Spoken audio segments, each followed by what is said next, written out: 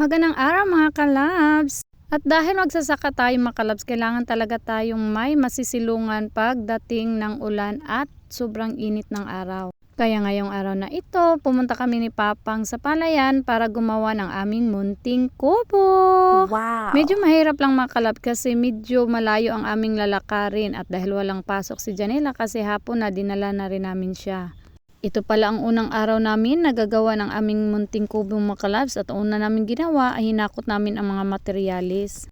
Ito ay simpleng kubo lang, yung may masisilungan lang kami para hindi kami mabasa ng ulan.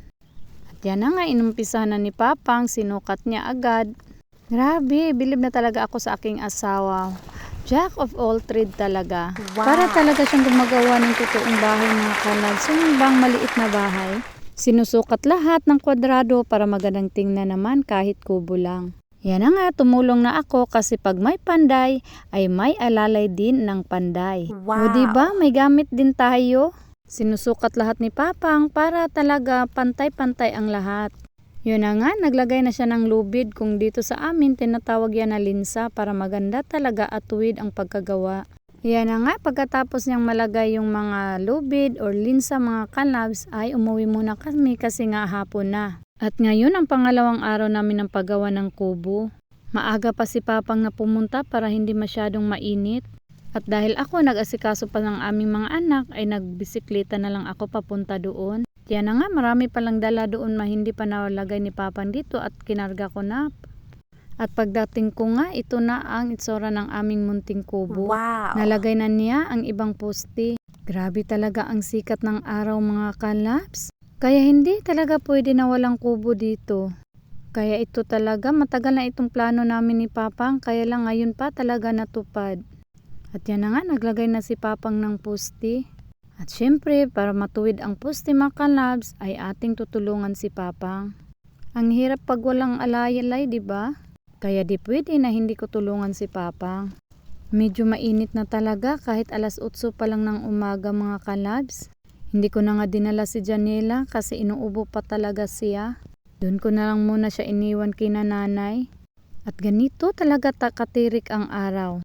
At yan na nga, bago kami kumain, tinatapos-tapos muna namin para naman hindi masyadong mainit na mamaya. Ang sarap sa feeling na matulungan ang asawa mo kasi nga ang hirap talaga ng trabaho na ito. At break muna kami mga kalabs dahil kakain muna kami kasi nga alas 8:30 na. Bawal tayong magutuman mga kalabs. Bawal magkasakit kaya unahin muna natin ang pagkain bago ang trabaho.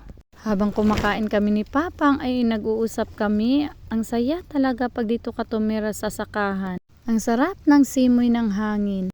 Yun bang naiisip mo talaga ang blessings na binigay sa iyo ni Lord? Wow! Yung mai-imagine mo ang kabutihan ng Panginoon? Dahil nga iniisa-isa niyang tinupad ang aming mga pangarap. Hindi naman talaga malaki ang mga pangarap namin mga kalabs kasi nga simpleng buhay lang naman ang gusto namin. Yung mapaaral namin ang aming mga anak at mamuhay ng simple.